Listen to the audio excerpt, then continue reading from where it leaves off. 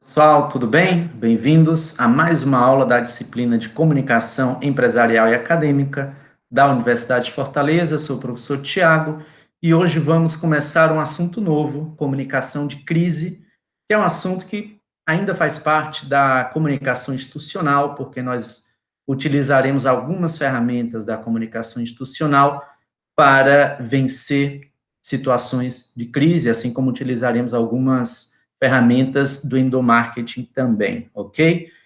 Vou colocar aqui a apresentação de slides, então, para a gente começar a nossa aula de hoje. Vamos lá. Então, a partir de agora, vocês veem em tela cheia, né? A apresentação de slides, comunicação de crise empresarial. Hoje abordaremos conceito, prevenção e enfrentamento. Vamos dedicar algumas aulas a esse assunto, comunicação ou gestão de crise. Hoje, no âmbito mais geral, a gente vai ver alguns princípios que podem ser aplicados a crises, né, de qualquer natureza, em qualquer época, tá? E em aulas seguintes, aulas posteriores, nós vamos ver casos em que esses princípios se aplicam e vamos dar uma atenção especial ao contexto que a gente vive atualmente, né? Nessa crise de saúde pública, essa pandemia que afeta frontalmente, brutalmente as empresas. Tudo bem? Vamos lá.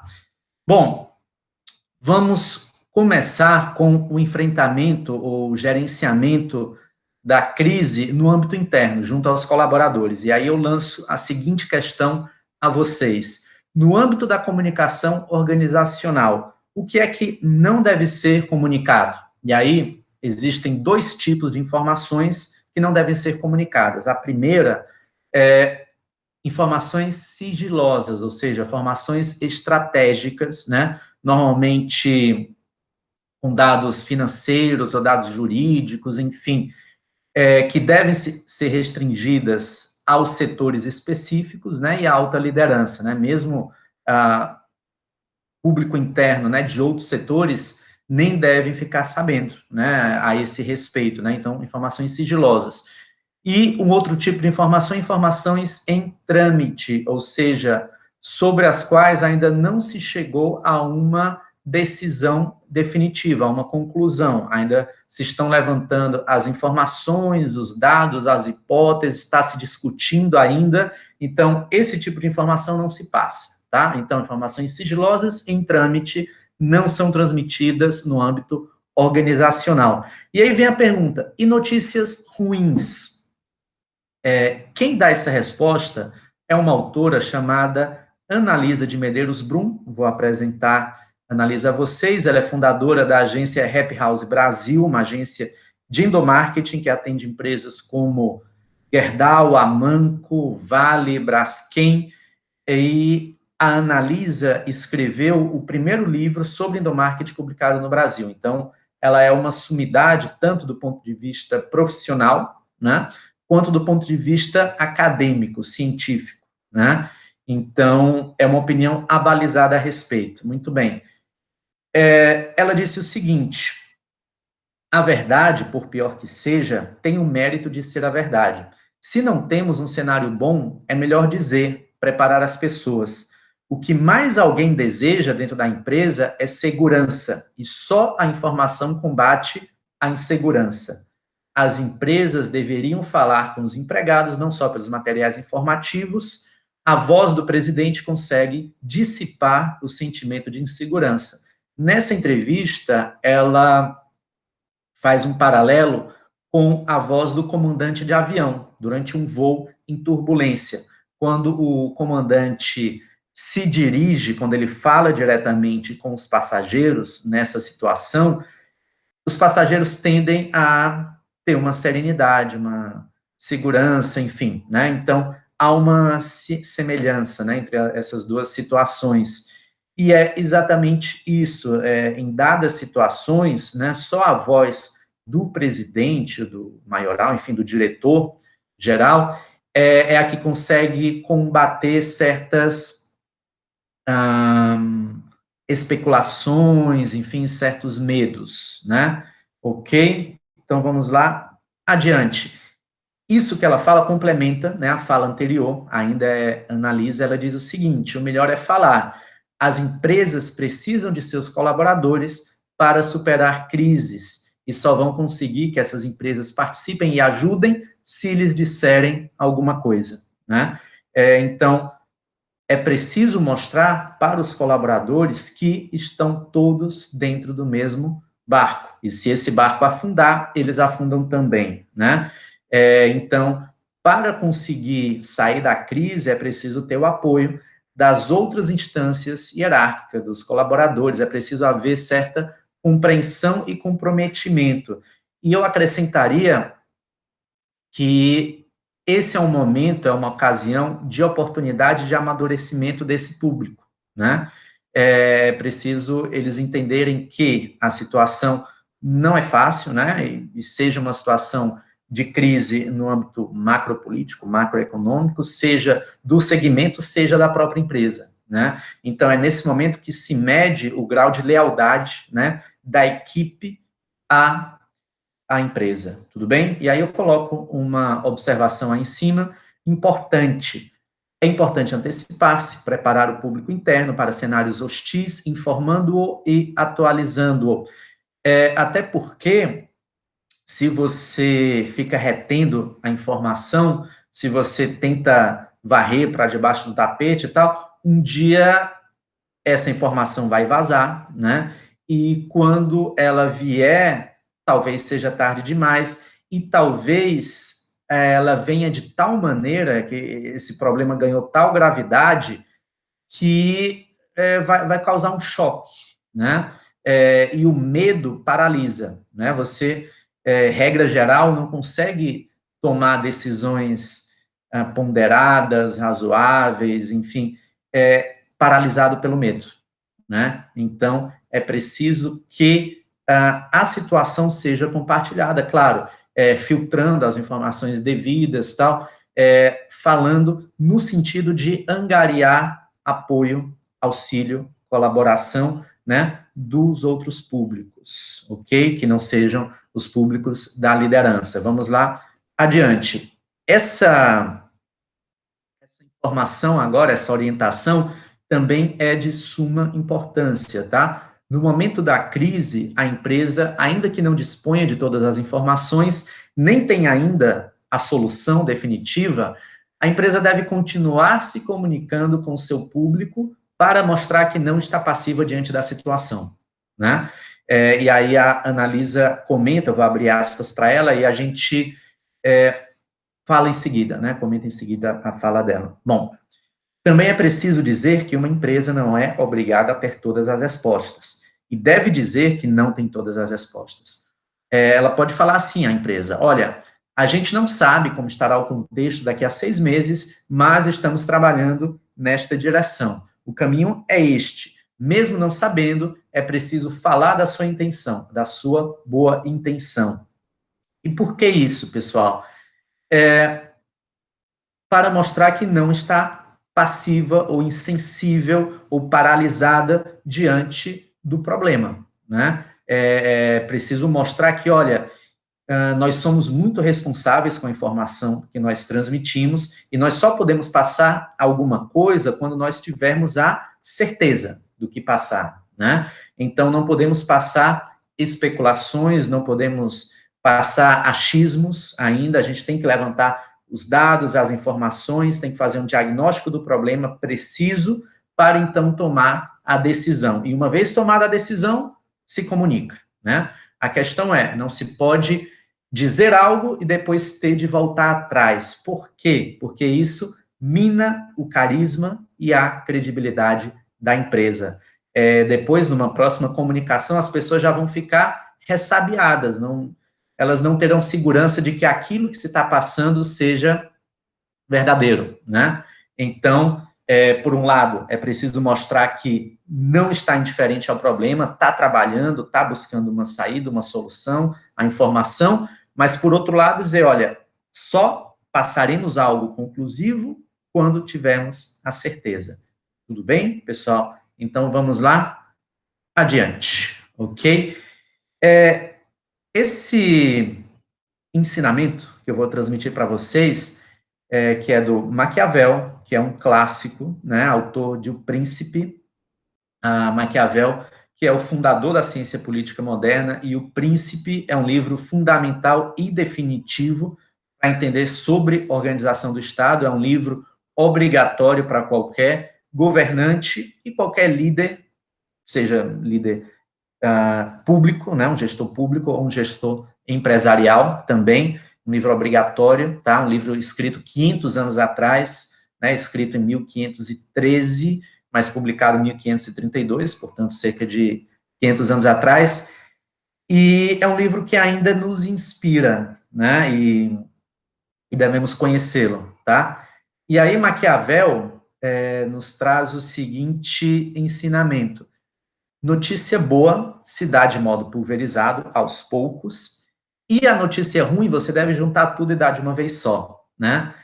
E aí eu trouxe esse ensinamento para a gente contrapor ao que nós vimos, né, no slide passado, em que parece haver uma contradição, mas é uma contradição apenas aparente, ou seja, dá para a gente conciliar, é possível conciliar o que se disse aqui no slide anterior, que é preciso preparar o público, né, à medida que você tenha informações, você passe, né, com agilidade, com transparência, com clareza, né, e para o público ir se preparando, né, e aí parece haver uma contradição com o que diz Maquiavel, quando ele fala que a notícia ruim você junta tudo e dá de uma vez só, né, vamos lá, vamos tentar entender. E aqui só um parênteses, tá? Ciência, pessoal, é isso, tá? Você contrapõe a visão de diferentes autores sobre o mesmo assunto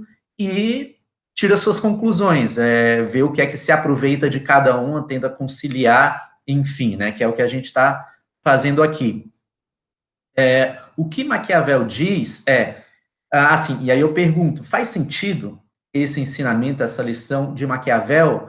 E eu digo para vocês que faz total sentido. Por quê? Quando a empresa fica segurando essa notícia ruim e fica soltando aos poucos, né, em doses homeopáticas, cria uma insegurança na equipe no seguinte sentido. Fica parecendo que sempre haverá uma notícia pior no dia seguinte, né? Então, você vai soltando aquilo e a pessoa já espera, opa, será que isso é tudo? Será que vem mais coisa, né?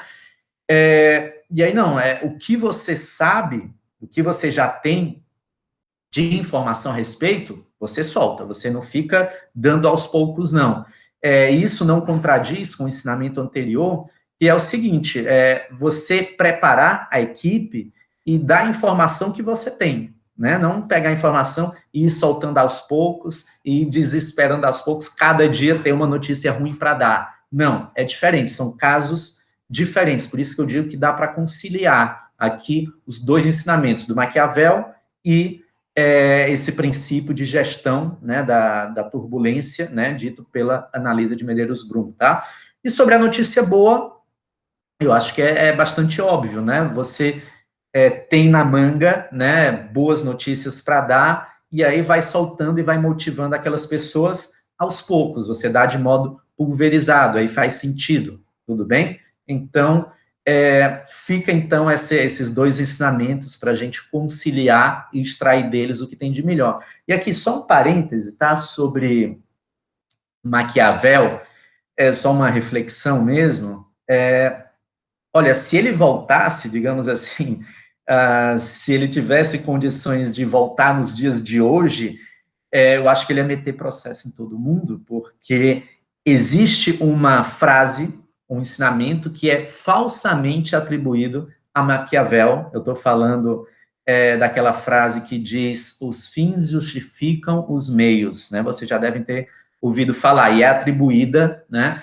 facilmente a Maquiavel. Maquiavel até cita algo no Príncipe, algo a respeito, mas em tom de crítica. Ele não defende essa ideia, né? E essa ideia, né, dos fins que justificam os meios é defendida pelos maiores genocidas, enfim, para justificar suas torpezas, né, seus delitos, né? Dizer, não, olha, nós temos um fim que é justo, ou seja, um propósito que é justo, então qualquer meio que eu utilize para alcançar esse fim é justo. Então, os fins justificam os meios. Então, é importante a gente ter isso em mente, tá? E como é que a gente consegue dissolver, né, essas incongruências, essas fake news que nos acompanham aí por séculos? Leiam a obra, leiam o original, não leiam só o que outros autores dizem sobre a obra, né? Leiam o original, vão lá, peguem Maquiavel, não é? Peguem o livro O Príncipe de Maquiavel, não é um livro extenso, tá? Inclusive, vocês podem até pular o princípio, que fala da organização do Estado da Itália, como é que ele se organizou, se formou, tal. O mais importante está na segunda parte, tá? Então, leiam, tá? Leiam mesmo, e tenham como livro de cabeceira, como uma referência, tá? Maquiavel é um clássico obrigatório a qualquer pessoa, tudo bem? Então, vamos lá. Adelante. Essa informação também é importante, tá? Assim, com letras garrafais. Diferentemente da comunicação do dia a dia, ou seja, a comunicação ordinária, né, a comunicação, digamos, em tempos de normalidade de temperatura e pressão na empresa, a comunicação em tempos de crise, ela deve ser extremamente centralizada. Por quê? Porque diante da excepcionalidade e complexidade da situação de crise, convém estabelecer um discurso único, sem contradições, com ações emergentes que partam da gestão superior, tudo bem?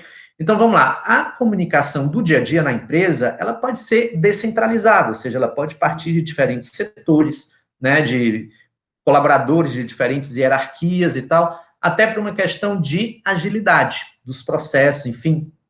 Isso tem a ver com o que a gente falou lá atrás, em aulas anteriores, sobre o empowerment, sobre o empoderamento, né, da sua equipe para que ela tenha condições de resolver os problemas ali na lida diária, tudo bem? Isso é importante. Agora, isso aí é a gestão, é a comunicação em dias normais, em tempos normais. Numa situação de crise, se assemelha a um estado de sítio, né? Se assemelha a uma situação excepcional, uma situação extraordinária, e eu acrescentaria que, bom, tem uma razão mais para a comunicação, as decisões partirem do topo.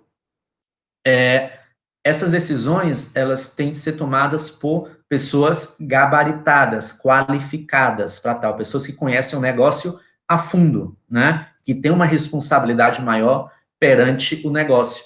Então, não dá para envolver toda a equipe, toda a empresa na tomada de decisões, na busca de soluções. Não. Você pode até ouvir essas pessoas, né? Ir a fundo investigar e tal, mas a tomada de decisão é no topo, tá? A tomada de decisão parte da alta liderança, ok? E é transmitida para a empresa, seja no formato cascata, ou seja, de liderança em liderança, vai transmitindo, ou na forma de, por exemplo, uma nota oficial assinada pelo presidente, direcionada a toda a equipe, tá? E aí, sem intermediários. Vai do presidente, né, se for o caso, até o chão de fábrica, por exemplo, a produção, né? E isso, tendo em vista essa razão que eu já apresentei, né? E também para estabelecer um discurso único, não haver contradições, enfim, né? Então, a comunicação de crise é diferente da comunicação organizacional, empresarial, do dia a dia, nesse sentido, tá? Ela é extremamente centralizada, não é descentralizada, ok? Vamos lá? Adiante. Muito bem. Então, vocês me conhecem, né? Sabem que sempre quando se trata de assunto novo, nós trazemos o conceito, a definição desse assunto. Então, por crise empresarial, podemos entender um problema de tal magnitude, de tal gravidade, que ultrapassa os muros da empresa e ganha repercussão junto à sociedade. É um problema que pode ferir não só a imagem, mas também a reputação e a própria existência da empresa. Sim, Uma crise pode decretar, inclusive, a falência, o fechamento da empresa, tá? E aí existem dois tipos de crise, a crise de imagem, né, e a crise de reputação. E aí eu trago de volta dois conceitos que vimos em aulas anteriores, né, imagem e reputação. Imagem é a percepção de alguém num dado momento, né, sobre a empresa. E reputação é a imagem que a empresa construiu ao longo do tempo, né? Então, uma crise de imagem, ela tende a passar, né? Às vezes o próprio tempo se encarrega de levar, é algo passageiro, que não afetou a estrutura profunda da empresa. Agora, uma crise de reputação é uma crise de tal monta que o condomínio da empresa, ele sacode e pode vir a ruir, né? Pode vir a cair, pode vir a baixa, diferente de uma crise de imagem, que o condomínio sacode, balança, mas não cai, tudo bem? Então, é preciso diferenciar essas duas crises. E aí, esse autor, o Tinen, aduz, né, complementa com, abre aspas, qualquer situação que escape ao controle da empresa e que ganhe visibilidade pública pode ser considerada uma crise, tá? Então, há quem considere que um problema, né, que fique ali restrito, circunscrito à empresa, né, que se resolva ali mesmo, ali não dá para caracterizar uma crise, ali é uma turbulência, um problema, enfim, né? Mas crise é quando é algo de maior proporção, que vai afetar, por exemplo, fornecedores, familiares, né, de colaboradores, enfim, consumidores, ok? Tá claro, então, pessoal? Vamos adiante. É interessante aqui, são parênteses, eu pergunto para vocês, né, se está claro, podemos seguir e tal. Tem um propósito nisso, para que a gente não seja metralhado, né, com excesso de informação, que a gente tenha tempo para fazer alguma síntese mental, né, do que a gente está vendo aqui, né, e poder seguir, né? Então, são necessárias essas pausas, tudo bem? Vamos lá, essa é uma questão chave, tá? Sobre a qual a gente vai refletir agora. E essa questão vai nos nortear até o fim da aula de hoje, ok? Vamos lá. Muitas crises são difíceis de administrar porque são inesperadas. Em face disso, é possível se prevenir por uma crise? E aí vem a resposta: sim, é possível blindar ou pelo menos fortalecer a empresa para momentos de turbulência. E vamos refletir sobre a pergunta agora, antes da gente seguir. Primeiro de tudo, as crises, ok, algumas crises podem ser inesperadas, não se sabe quando elas vão acontecer, e nem se sabe o que vai acontecer. Isso, principalmente para quem não se prepara, tá? Porque é possível, primeiro de tudo, saber o que pode acontecer, né? A gente vai ver a partir dos slides seguintes. A crise, ela não é totalmente imprevista. Não, você pode prever o que pode acontecer e se preparar para isso. E mesmo a questão de ser inesperada não é assim tão verdadeiro. Por quê? Porque o mercado dá sinais, né? Enfim, e é preciso estar atento a esses sinais, né? Então, não é assim uma crise, ela não é assim tão inesperada, tão imprevista, tá? É por isso que é possível se prevenir para elas, ok? Do contrário, a resposta a essa pergunta seria não, não é possível se prevenir, porque elas são imprevistas e inesperadas, mas a situação não é essa, tudo bem? É claro que existem tanto crises que a empresa pode se precaver e evitar que elas aconteçam, ok? E existem crises que não, aí depende da vontade da empresa, a crise vai acontecer com ou sem, enfim, participação ou vontade da empresa, tá? Então, vamos lá. Então, a partir de agora vem o pulo do gato, vem o ponto principal, o ponto G, o busilis da aula de hoje, tá? Medidas de prevenção anticrise. Nesse momento, a gente vai ver que medidas podem ser tomadas para fortalecer a empresa para um momento de crise, para um momento eventual de crise. E, no outro momento, a gente vai ver medidas de enfrentamento da crise. O que pode fazer, pode ser feito depois que a crise já se instala, tá? Então, são medidas em momentos diferentes, tudo bem? Vamos lá, então. Primeiro de tudo, pessoal, a gente vai se reportar a aulas anteriores sobre comunicação institucional. Primeiro de tudo, é preciso manter um consistente lastro reputacional, com reconhecidos bons serviços prestados à sociedade e boa relação com os stakeholders, tá?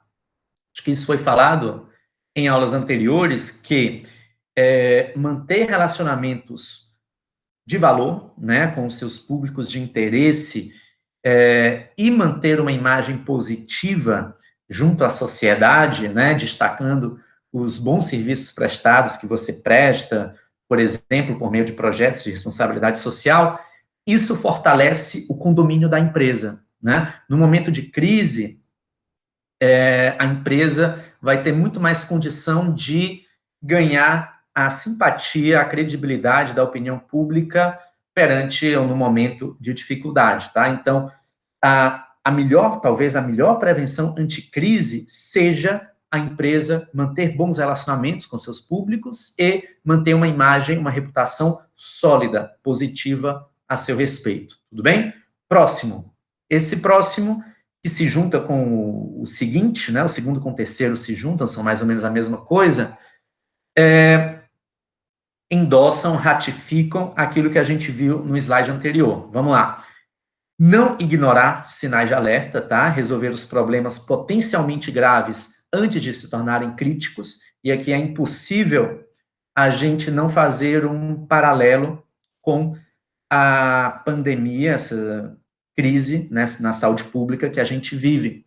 Os países que mais sofreram, que mais sofrem, são aqueles que ignoraram os sinais de alerta, né, dessa pandemia, acharam que era só uma gripezinha, um resfriado e tal, que passaria, a exemplo da gripe porcina, né, do H1N1, ou da gripe aviária, enfim. A questão é que se estava lidando com um problema sem precedentes, né, um problema de outra natureza, de uma gravidade maior. E aí se ignoraram os sinais que a China deu, né, a Itália, sobretudo, e a Espanha, por sua vez, ignorou os sinais que a China e a Itália deram, né, e os Estados Unidos, por sua vez, ignoraram os sinais que a China, a Itália e a Espanha deram, né. Então, é preciso estar atento ao que diz o mundo, é preciso ler jornal, enfim, ler a respeito de política, de economia, do ponto de vista da macropolítica, da macroeconomia, a respeito do seu segmento, e, enfim, e estar antenado com tudo, né? Seguida, estar atento às movimentações e tendências de mercado, economia, política e agora de saúde pública também, né? E aqui eu já vou dar alguns exemplos, que com exemplo se entende melhor.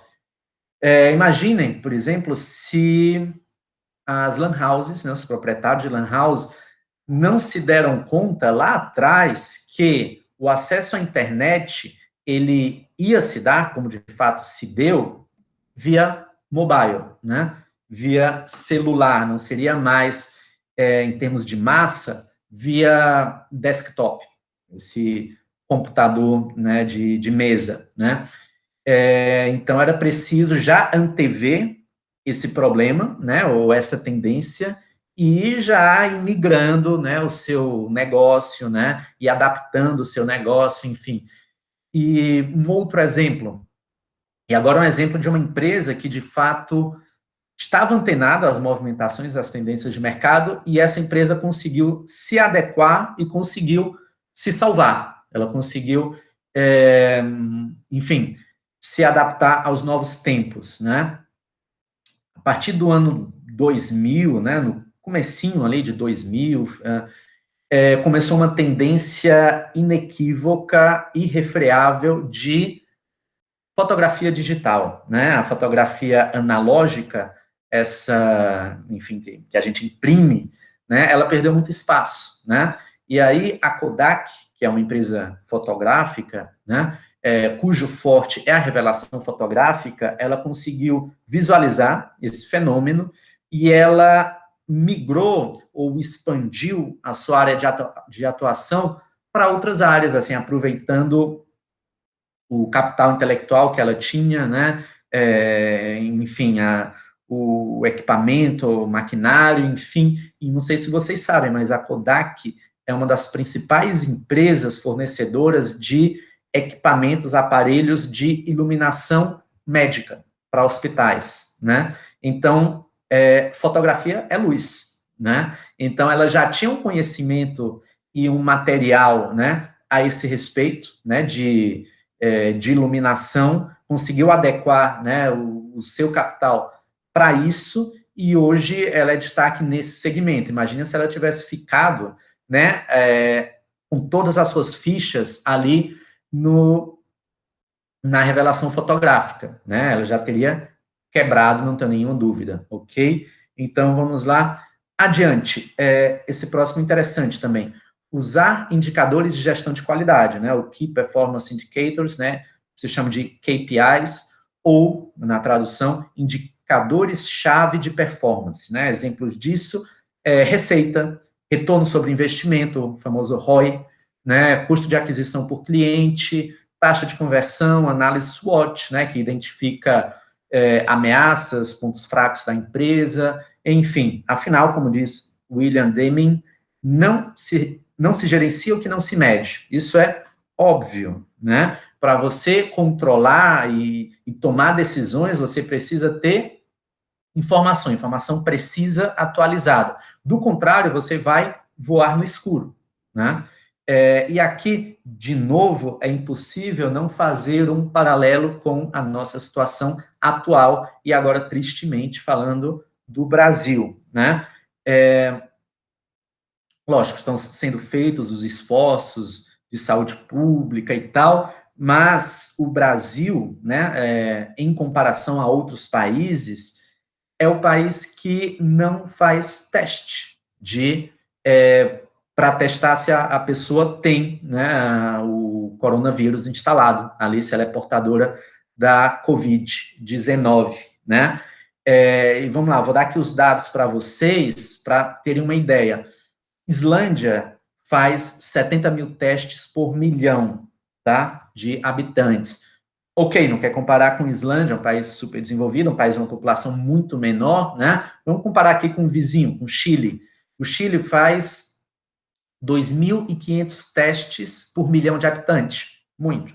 Razoável, ok. O Brasil, guardem, Chile faz 2.500 por milhão. O Brasil faz 256 testes por milhão. É muito pouco, né? Essas estatísticas que a gente vê no jornal, no noticiário, diariamente, elas não representam, mas nem de longe, a realidade, né? Então, como é que se consegue planejar qualquer política, né, de saúde pública? Como é que se consegue prever um retorno? Como é que se consegue prever um afrouxamento, né, da quarentena, né, se a gente não sabe como é a situação atual? É por isso que se diz, olha, o pico vai atingir em março, já disseram que seria em abril, maio, junho, e vai se passando, e eu digo para vocês que são tiros no escuro. E não se sabe por quê? Porque não existem indicadores precisos para a tomada de decisão. E aí os países conseguiram reduzir criticamente, brutalmente, os seus casos, né, a letalidade, né, foram aqueles que testaram em massa, a Coreia, por exemplo, né? Então, se ignora esse dado, né, não se mede, não se mensura a gravidade do problema e, por consequência, não se consegue dar uma solução precisa, adequada a ele. Tudo bem? Ok? Vamos lá. Adiante. Outras medidas de prevenção anticrise. Criar cenários de crise, tá? Brainstorm, né? Assim, você vai listar tudo que pode dar errado na sua empresa, né? E aí, no âmbito, como está escrito, no âmbito macro e no âmbito específico da empresa, com os respectivos planos de ação para cada cenário. Não é só você prever o que vai dar errado, o que pode dar errado, mas também para cada cenário você traçar um plano de ação. E aí, com isso, você vai gerar previsibilidade, né? Que é o que eu destaquei no slide anterior. Vamos lá, por exemplo, entrada de novos players, ou seja, novos concorrentes no mercado, né? Isso aí, pessoal, pode decretar, se a empresa não se prepara para isso, o fechamento de uma empresa e o abalo de um segmento inteiro, né? Dá aqui um exemplo que é bem visível, é bem patente isso, né? A Smart Fit, né, que é uma academia de ginástica muito boa e que pratica preços muito agressivos, muito competitivos, ela revolucionou o mercado de academia de ginástica no Brasil, né? Então, as academias tiveram de rever os seus preços e tiveram de rever os seus atributos, né? Os seus diferenciais, né? Para, se eventualmente elas quiserem cobrar mais, elas vão ter que entregar mais do que uma Smart Fit entrega, né? Isso gerou uma revolução no mercado. Então, é possível prever, olha, a Smart Fit, vamos lá, ela já entrou no mercado aqui do meu vizinho, no estado vizinho, ali, não vai tardar para ela entrar na minha cidade, ou no meu bairro. Então, eu preciso já me antever a isso, o que é que eu vou fazer? E aí você vai ver, olha, para poder competir com Smart Fit, eu vou ter que oferecer serviços que ela não oferece. Eu vou ter que baixar o meu preço um pouco, pode ser até um pouco superior a ela, se eu tiver oferecendo, se eu puder oferecer algo a mais, enfim, mas vai ter que se rebolar, vai ter que se adequar, né? Tá claro? Então, por exemplo, o fator China, né? Hoje as empresas não competem mais com só o seu concorrente de bairro, ou concorrente na sua cidade, ela concorre com empresas chinesas, e ela tem que estar preparada para isso, né? Tá ok? Então, isso aqui é muito importante. Próximo, que outros tipos de problemas podem acontecer? Desastres ambientais ou desastres naturais, né? E aqui, desastre ambiental pode ser aqueles que tem realmente, a empresa tem culpa, tem responsabilidade, né? Por exemplo, uma refinaria, né? Ela tem de prever vazamento, né? Uma explosão, enfim. E aí, se isso acontecer, o que se faz, né? Ou o que se pode fazer para isso não acontecer, né? Então, tudo isso tem de ser previsto. Desastre natural já é outra coisa, né? Já um terremoto, um tsunami, né? Uma seca, uma cheia, né? Uma enchente, pode ser também, por exemplo, empresas empresas têxteis da área de confecção que são abaladas com estiagem, com seca.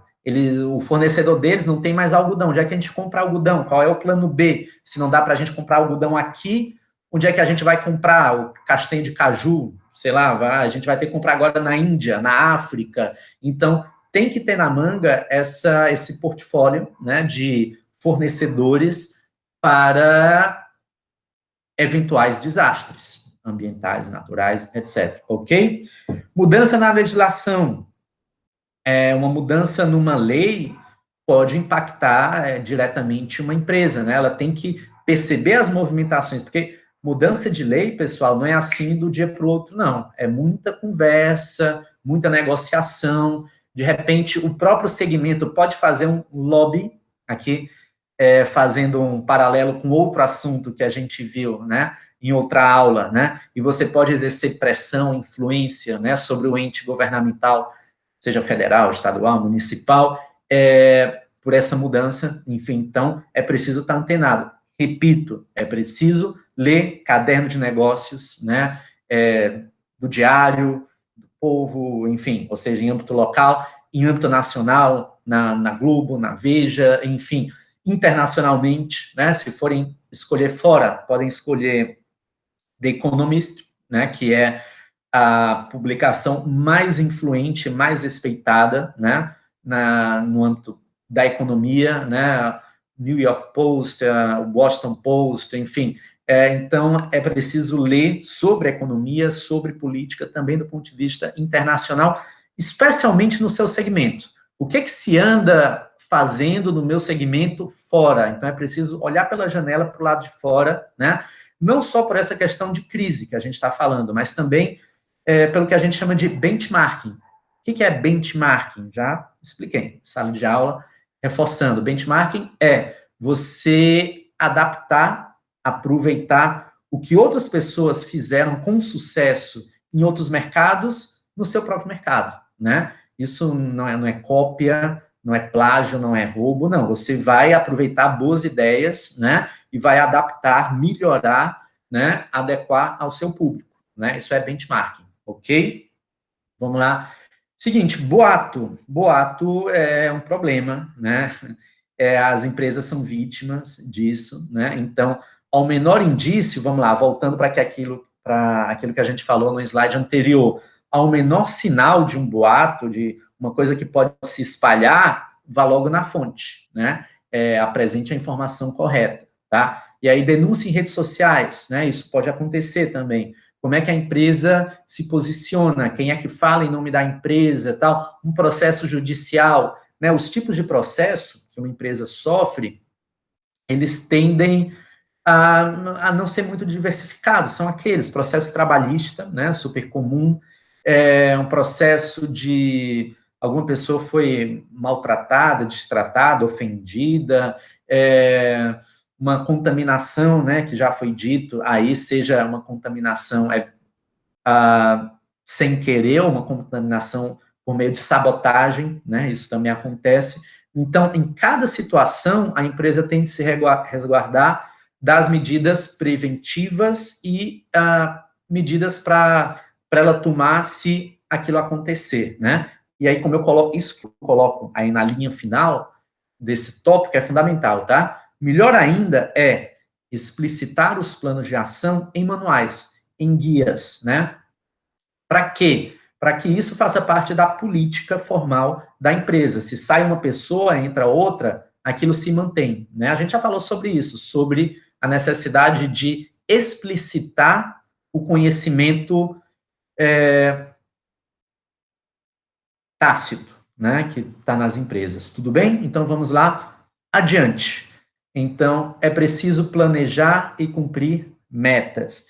E aí eu coloco, vislumbrando um horizonte de no mínimo 12 meses, focando em pelo menos 3 possibilidades de cenário, né? Retração com perda de resultados, estagnação com continuidade das vendas e evolução com aumento no faturamento. Então, planejamento, né? E você acompanhar por meio de indicadores precisos se você vem cumprindo as metas que você estabeleceu para atingir os seus objetivos, tá? E para isso, repito, é preciso ter bem claro quais são os indicadores de gestão de qualidade que você vai seguir, tudo bem? Então, vamos adiante. É importante criar um comitê ou um gabinete de crise e reuni-lo periodicamente para novas avaliações e proposições de medidas, né? Mesmo que não aconteça nada, reúna ali, não sei, de 6 em 6 meses, né? De tempos em tempos, avaliar o cenário e tal, e convocar esse gabinete ao menor sinal de turbulência, tá? E aí esse comitê é formado por membros da alta liderança de setores-chave da empresa, né? Estarão lá certamente, né, os diretores, né, os maiorais, pode estar o chefe, né, de compras, né, de patrimônio, pode estar o representante do setor jurídico, pode estar alguém de RH, e mais? Setor financeiro, obviamente, setor de marketing, esse tem de participar, não tem nenhuma dúvida, né? Enfim, então, são os cabeças dos setores mais estratégicos da empresa vão compor esse gabinete de crise, né? Empresas maiores, né, que são mais hierarquizadas, enfim, mais burocratizadas, é comum até uma portaria, né, dizendo, olha, o gabinete foi convocado e se tomou as seguintes decisões, e aí se coloca lá, né, e depois se compartilha isso, né, para as outras gerências, né, isso vai depender do porte, da dimensão da empresa, né, da cultura dela, enfim, mas é interessante, né, se for uma empresa maior, oficializar isso, né, deixar tudo registrado por meio de portaria, de ata, etc e tal, tudo bem? Vamos lá, adiante. Definir previamente quem faz o quê, quem fala em nome da empresa, o que fazer, o que dizer, tá? E aí eu coloco, um mau porta-voz pode arruinar tudo, né? Tanto um porta-voz falando ele de boca mesmo, né? Como falando através de alguma nota oficial, enfim, que é enviada para a imprensa, que é publicado no site e tal. Seja como for, é preciso que esse porta-voz seja preparado, seja uma pessoa que tenha muita noção de comunicação, né, de comunicação em situação de crise e que tenha muita informação sobre a empresa. Vamos lá. Pode ser o presidente ou o diretor, né, e se eventualmente se achar que vai desgastar a imagem, né, do presidente, do diretor, não é bom expô-los, né, pode ser o assessor jurídico, o assessor de imprensa ou o representante direto da área afetada, conforme o caso, né, então, cada caso vai exigir que esse porta-voz seja talvez uma pessoa diferente, né, e aí conforme a gravidade da situação, da especificidade da situação, tudo bem? Então, vamos lá, adiante. Esse próximo tópico, né, ele complementa o que a gente viu sobre o preparo da pessoa que vai ser o porta-voz, né, para lidar com a imprensa. Contratar assessoria para treinamento em gerenciamento de crise, incluindo media training, ou seja, um treinamento para lidar com a imprensa. Existe esse treinamento especializado, que é dado por assessores de comunicação ou por relações públicas, né, que treinam como é que deve ser o approach, né, a abordagem do gestor, do líder, com os jornalistas, tudo bem? Outra, essa é bem administrativa, tá? Essa próxima medida de prevenção anticrise. Então, vamos lá, administrar finanças e impostos. Então, antes mesmo da crise chegar, é interessante ver a possibilidade de alterar o regime de tributação, lucro real para lucro presumido, por exemplo, ou mesmo simples, né? Simples nacional, para usufruir alíquotas menores, tá? Então, em vez de esperar a crise financeira chegar e tal, não, vamos ver aqui do ponto de vista tributário, fiscal, o que é que a gente pode fazer para não ser tão impactado por essa crise. Pessoal, licença, eu vou só desligar aqui meu outro computador, e está descarregado, né, senão ele vai ficar apitando aqui. Então, só um momento. Desligar, pronto. Sim, ok, tá claro então. Vamos lá adiante. É importante, nesse momento, tá? Com relação a administrar finanças, impostos e tal, você chamar o contador, contabilista da empresa, né? E ver o que pode ser feito, né? Para melhorar essa situação. Tudo bem? O computador já está desligando aí, daqui a pouco esse pipipi vai parar. Bom, próximo, diversificar negócios, ou seja, não concentrar todos os ativos da empresa no mesmo segmento. Pronto, desligou. É o que a gente chama de ser conservador nos negócios. Esse é um princípio, por exemplo, do investidor, né? Quem investe em ações não vai colocar todo o seu capital num negócio só. Ele vai abrir a carteira, né? Para que se der chabu num determinado segmento ali, ele tem outros que vão cobrir aquele prejuízo. Então, isso é uma medida interessante, tá? Diversificar a sua atuação, né? O seu segmento de atuação. E aí verificar nichos correlatos e tendências, aproveitando recursos, capacidade produtiva, know-how, contatos, etc. Exatamente o que a Kodak fez, tá? Exatamente o que faz, por exemplo, as marcas de refrigerante. Você pega uma Coca-Cola, vai ver que ela não produz, não entrega só Coca-Cola. Ela entrega também refresco, né? Suco energético, repositor energético, água, né? Ela tem não sei quantas marcas de água, enfim. Isso aí é porque ela sabe que o segmento de refrigerante não é um segmento em ascensão, não. Ela já atingiu sua maturidade, sua saturação, e se ela for mudar, né, na verdade tende ao decréscimo, né? Hoje não se toma mais tanto refrigerante como se tomava em anos atrás, né? Antigamente as famílias tinham o costume de ter o refrigerante em cima da mesa durante a refeição, 2 litros, tomar. Hoje já se toma refrigerante com muito mais cautela, muito mais parcimônia, em situações de restaurante e tal. Isso, claro, sem contar aqueles que já são viciados mesmo, enfim, mas regra geral, né, se dá dessa maneira. Então, notando que daqui a pouco, daqui a uma década, por exemplo, o refrigerante pode cair num declínio, né? Essas empresas já investem em outros negócios, tudo bem? Então, é importante diversificar. Ok. Agora, pessoal, a gente muda o capítulo, vira a página, tá? A gente vai falar de medidas de enfrentamento da crise, ou seja, a crise já se abateu, né, na empresa, né? E o que se pode fazer perante essa situação? A gente não está mais falando sobre prevenção, agora enfrentamento. Muito bem. Primeiro de tudo, comunicar-se de imediato e prioritariamente com o público diretamente afetado, né? Então, a atenção se volta ao público que sofre as consequências diretas de tal crise.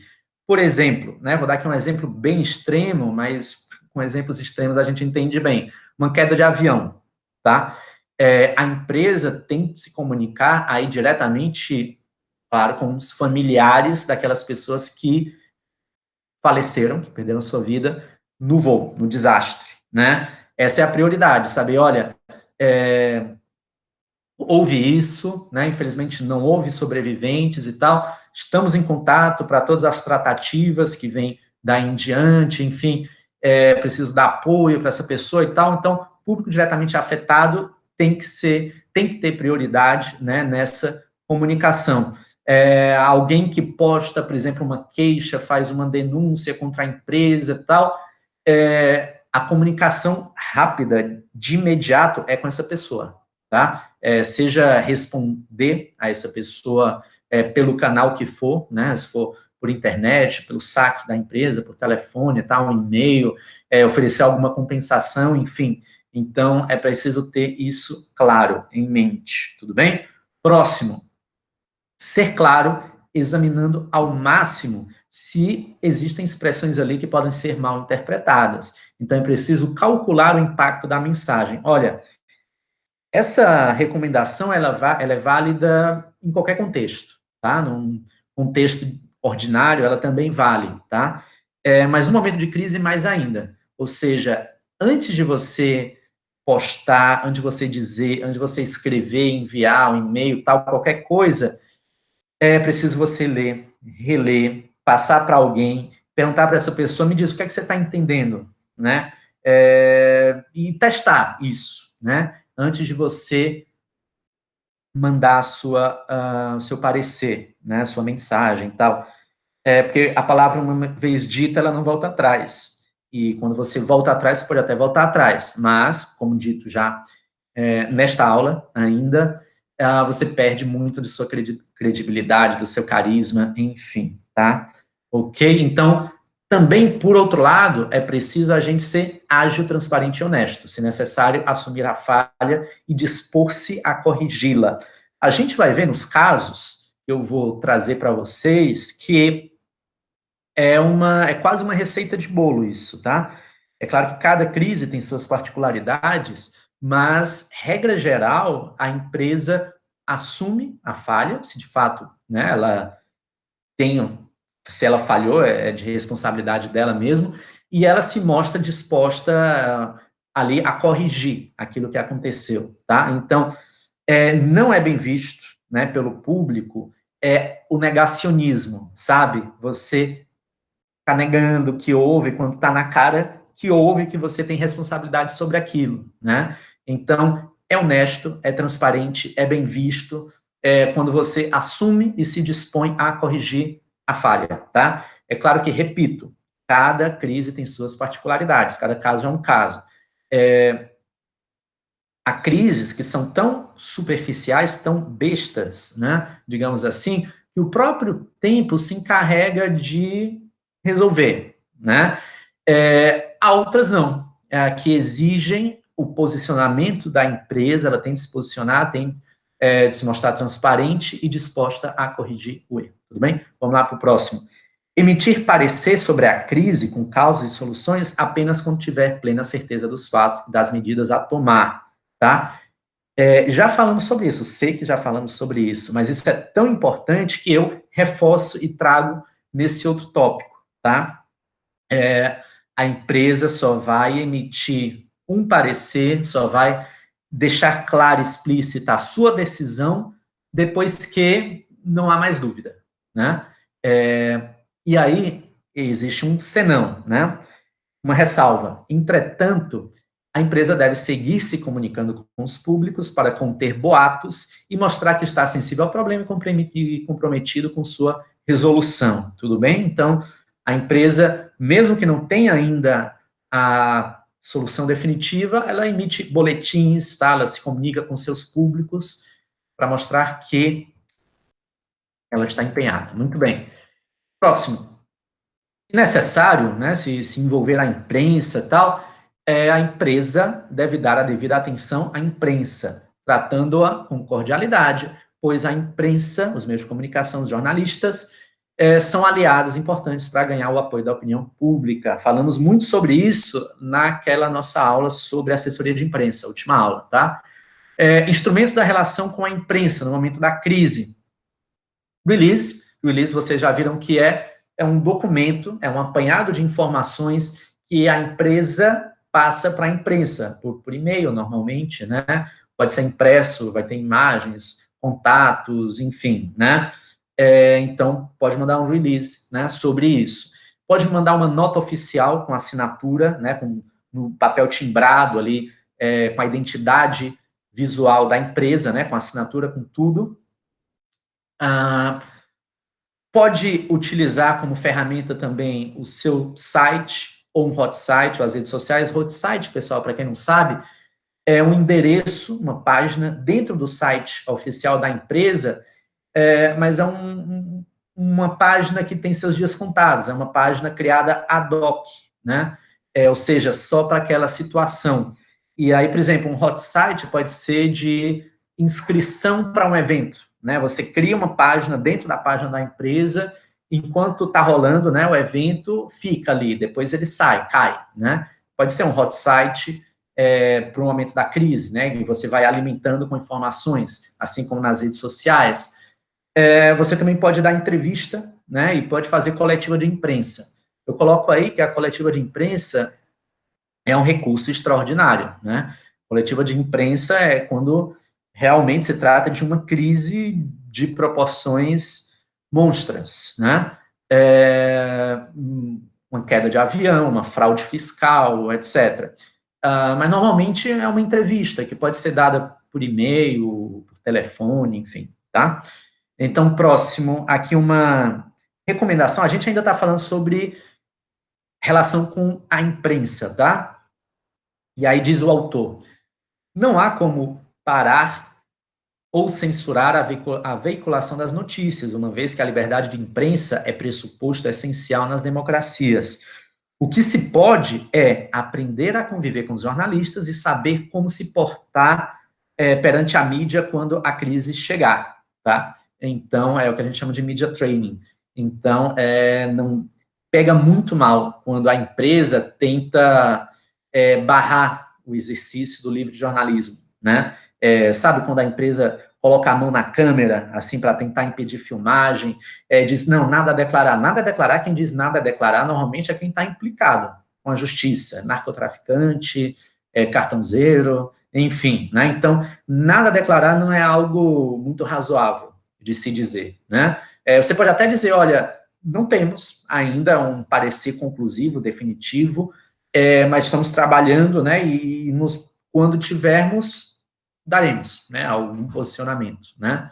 Tudo bem? Então, vamos lá, adiante. E aqui eu vou ler rapidamente esse trecho e a gente comenta em seguida. O Departamento de Comunicação das Organizações tem papel fundamental durante o processo de administração de crises. A imprensa deve ser bem atendida e abastecida. O porta-voz deve, na medida do possível, atender às solicitações de entrevistas. Os profissionais do Departamento de Comunicação devem atualizar os boletins e divulgá-los normalmente, regularmente. É importante monitorar a mídia e corrigir eventuais erros para não haver novas crises. E os demais públicos, né, colaboradores, clientes, acionistas, fornecedores, grupos de pressão, sociedade, governo, também devem ser mantidos informados e suas reações acompanhadas, tá? Esse parágrafo sintetiza o que a gente está falando, tudo bem? Bom, próximo. É preciso, é urgente focar nas metas financeiras de curto prazo, com atenção no fluxo de caixa da empresa, o famoso capital de giro, tá?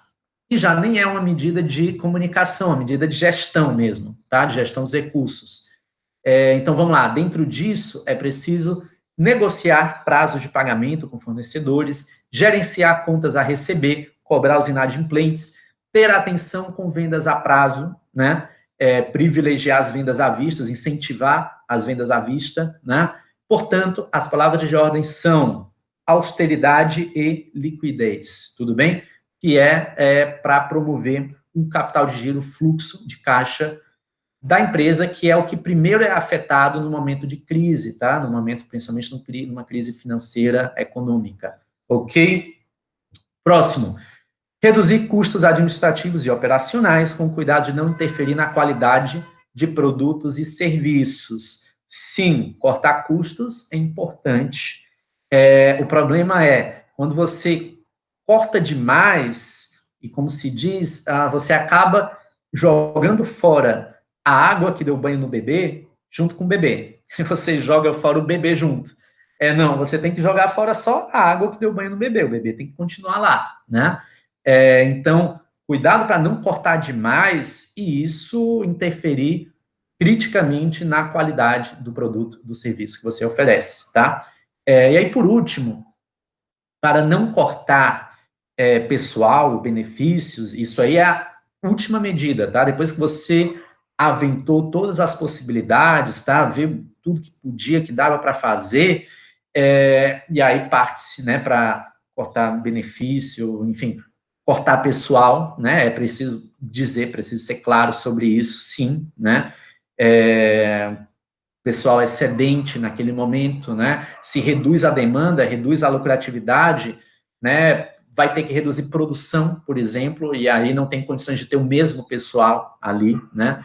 Então, antes de tomar essas decisões que são mais dramáticas, digamos assim, é preciso avaliar redução provisória de jornada, né? Férias coletivas, as empresas estão fazendo isso, né? E medidas de auxílio de governos e banco, como linhas de crédito especial, né? Como está sendo feito agora, emergencialmente, né?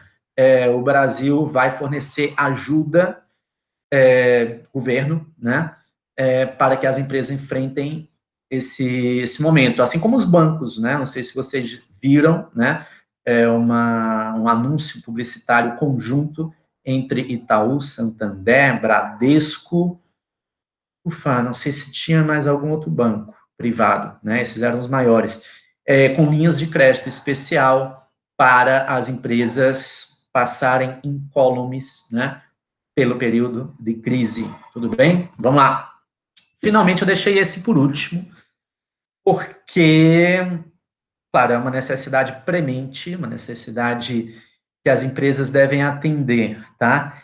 E peço até perdão pelo clichê, né? Porque, enfim, se fala muito a esse respeito, mas olha, existe verdade nos clichês também, tá? Então, para enfrentar a crise, é preciso ser criativo, tá? Não vou falar que é preciso pensar fora da caixa, que aí já é clichê demais, para o meu gosto. Também não vou dizer que no momento da crise, crie. Não. demasiado clichê. Mas, sim, é preciso inovar, é preciso se reinventar, é preciso rever processos, corrigir vícios, ver novas formas de atender o público, tá? Por exemplo, muitas empresas, elas não praticavam a entrega em domicílio, delivery, né? E agora elas estão praticando isso. Elas reconsideraram, viram que se não fosse assim, elas iam quebrar, né? Iam ter que fechar, enfim. E agora está todo mundo entregando, né? Então, tem que se reinventar, tem que até que rever certos preconceitos, né? Ai, não, isso eu não faço. Não, agora vai ter que fazer, né? Vai ter que deixar o orgulho de lado, enfim. Então, nós vamos abordar isso mais adiante quando falarmos sobre o enfrentamento da crise, dessa crise de saúde pública, né, da pandemia do coronavírus, né? Mais adiante veremos. E aí tem que se ver, né? Talvez enxugar o portfólio, enfatizando os itens mais vendidos, e onde a competitividade é mais expressiva, né? Ou o contrário, talvez ampliar a carteira de produtos para alcançar novos nichos de mercado. E aí, cada caso é um caso, né? O empresário, né, o líder, o gestor, ele vai ter que avaliar, né? Muitas vezes isso de enxugar o portfólio, manter só aquilo onde se concentra a maior lucratividade, né? É importante até para reduzir os custos, né, de insumo, de material, enfim, né? Isso é importante, tá? E olha, de novo, só se consegue saber quais são os itens mais vendidos, onde é que a minha competitividade é mais expressiva, com dados atuais e precisos, tá? Que só ferramentas da gestão de qualidade consegue fornecer, né? Existem empresas que têm o BI, por exemplo, que fornece isso, né? Onde é que está o meu lucro, né? Que segmento, o que eu faço aqui que me fornece maior lucro? Então, é aqui que eu vou investir nesse momento, sabe?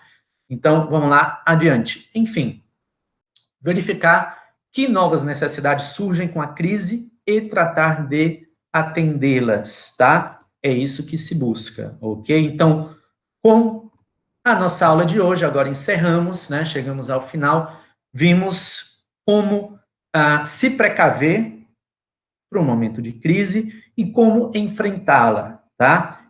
Vimos o conceito de crise, enfim, teve até momento cultural hoje, né? Com Maquiavel, falamos da situação que temos hoje. Aqui algumas referências, as referências que eu consultei, né, para dar essa aula, e eu vou voltar aqui a falar com vocês, muito bem, parar a apresentação, tá? Muito bem, pessoal, agora me despeço de vocês, tá? Foi um prazer estar com vocês, espero que tenham gostado da aula, e um grande abraço para vocês, saúde para vocês e para todos os seus familiares, ok? Até mais.